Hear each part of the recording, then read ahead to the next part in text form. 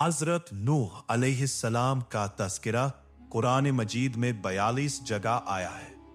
हजरत आदम अलैहिस्सलाम की औलाद दुनिया में खूब बड़ी।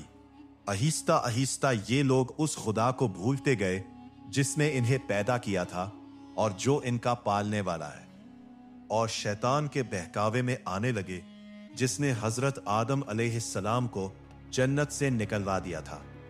शैतान के बहकावे में आकर ये लोग बुतों, आग, सूरज वगैरह को पूजने लगे और एक खुदा के बजाय मिट्टी और पत्थर के बहुत से खुदा बना लिए।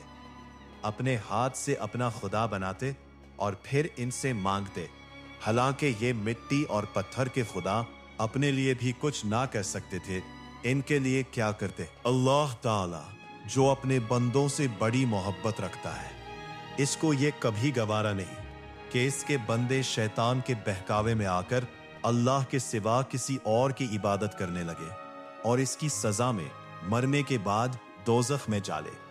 अल्लाह पाक ने हजरत नूह अलैहिस्सलाम को अपना नबी बनाकर भेजा। इस जमाने में लोगों की उम्रें बहुत बड़ी बड़ी होती थी। हजरत नूह अलैहिस्सलाम 950 साल तक अपनी कौम में वास करते रहे कि ए लोगों, सिर्फ एक अल्लाह की इबादत करो और मेरा कहना मानो, वो तुम्हारे गुनाह बख्श देगा। लेकिन लोगों ने हजरत नूह अलैहिस्सलाम की बातों को ना माना और अपने कानों में उंगलियां डाल ली और कपड़े ओढ़ लिए ताकि हजरत नूह अलैहिस्सलाम की आवाज कानों तक ना पहुंचे। हजरत नूह अलैहिस्सलाम हिम्मत ना हारे, वो बराबर समझाते रहे और कहते रहे, ऐ लोगो, अल्लाह से मुआफी मांगो, वो बड़ा मुआफ करने वाला है। वो तुम पर आसमान से बारिश बरसाएगा ताकि तुम खूब अनाज पैदा कर सको और इसके जरिए बड़े बड़े बाग पैदा कर देगा, इनमें नहरें पैदा कर देगा, तुम्हें माल व दौलत देगा और औलाद देगा। तुम्हें क्या हो गया है कि तुम खुदा को नहीं मानते, हालांकि इसने आसमान बनाए, चांद और सूरज बनाए। इसने तुमको मिट्टी से पैदा किया और फिर इसी मिट्टी में तुम एक दिन मिल जाओगे और फिर कयामत के दिन इसी मिट्टी से तुमको दोबारा जिंदा करेगा।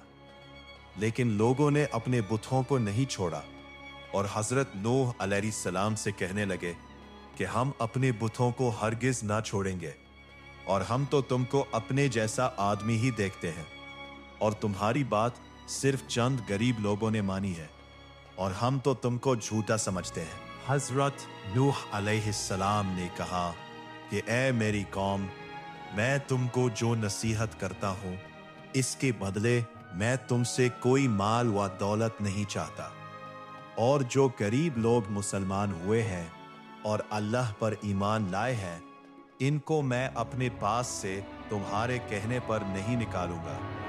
अगर मैं इनको अपने पास से निकाल दूं तो खुदा के अजाब से मुझे कौन बचाएगा? अगर मैं ऐसा करूंगा तो बहुत नाइंसाफ हो जाऊंगा। इनकी कौम के लोगों ने कहा, ए नूह, तुमने हमसे झगड़ा बहुत कर लिया। अगर तुम सच्चे हो तो जिस अजाब से तुम हमें डराते हो वो ले आओ। हजरत नूह अलैहिस्सलाम ने कहा कि जब अल्लाह पाक चाहेंगे तब अजाब आएगा। अल्लाह ताला ने हजरत नूह अलैहिस्सलाम को वही के जरिए हुक्म भेजा कि तुम्हारी कौम में जो लोग ईमान ला चुके हैं, इनके अलावा और कोई ईमान नहीं लाएगा। तुम गम ना करो, तुम एक कश्ती बनाओ। हजरत नूह अलैहिस्सलाम ने खुदा के हुक्म के मुताबिक कश्ती बनानी शुरू की। जब इनकी कौम के सरदार इनके पास से गुजरते और इनको कश्ती बनाते देखते तो मजाक उड़ाते। हजरत नूह अलैहिस्सलाम ने इनके मजाक के जवाब में कहते कि आज मजाक कर लो, कल जब तुम्हारे ऊपर अजाब आएगा तो उस वक्त हम तुम्हारा मजाक उड़ाएंगे। आखिर अल्लाह ताला का अजाब इसके वादे के मुताबिक आया। जमीन से पानी निकलना शुरू हुआ और आसमान से बारिश आनी शुरू हुई। अल्लाह ताला ने हजरत नूह अलैहिस्सलाम को हुक्म दिया कि सब जानवरों का एक एक जोड़ा कश्ती में सवार कर लो और जो लोग तुम पर ईमान लाए हैं यानी मुसलमान हो गए हैं, उनको भी सवार कर लो। हजरत नूह अलैहिस्सलाम ने कश्ती में सवार होने वालों से कहा कि کہ اللہ تعالیٰ کا نام لے کر اس کشتی میں سوار ہو جاؤ، کیونکہ اس کا چلنا اور ٹھہرنا اسی کے ہاتھ میں ہے۔ اللہ تعالیٰ بڑا بخشنے والا اور مہربان ہے۔ کشتی ان سب کو لے کر لہروں میں چلنے لگی۔ اس وقت حضرت نوح علیہ السلام نے اپنے بیٹے سے کہا، اے بیٹا، ہمارے ساتھ سوار ہو جاؤ اور کافروں کے ساتھ مت ہو۔ اس نے کہا، میں کسی پہاڑ پر چڑھ جاؤں گا اور وہ مجھے پانی سے بچا لے گا۔ حضرت نوح علیہ السلام نے کہا کہ آج اللہ کے عذاب سے سوائے اللہ کے کوئی بچانے والا نہیں۔ اتنے میں دونوں کے درمیان پانی کی ایک لہر اٹھی اور وہ ٹوٹ گیا۔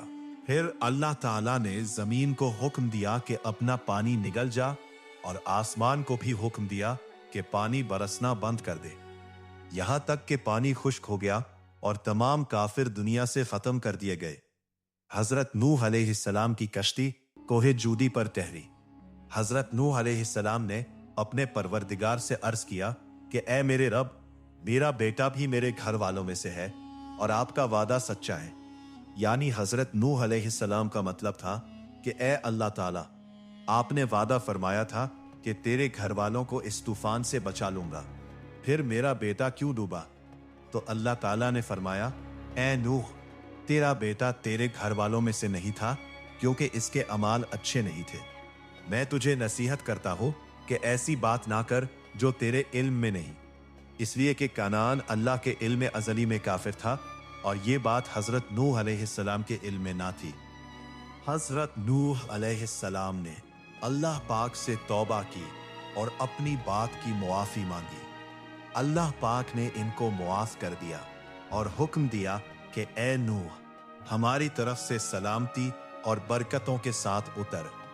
اس کے بعد حضرت نوح علیہ السلام کی امت سے دنیا دوبارہ آباد ہوئی اور آہستہ آہستہ لوگ پھیلتے گئے۔ یہ سب لوگ خدا تعالیٰ کی اطاعت کرتے رہے۔ زمانہ گزرتا گیا اور پھر آہستہ آہستہ شیطان نے دوبارہ بہکانا شروع کیا، تو لوگ خداوند تعالیٰ کو بھولنے لگے۔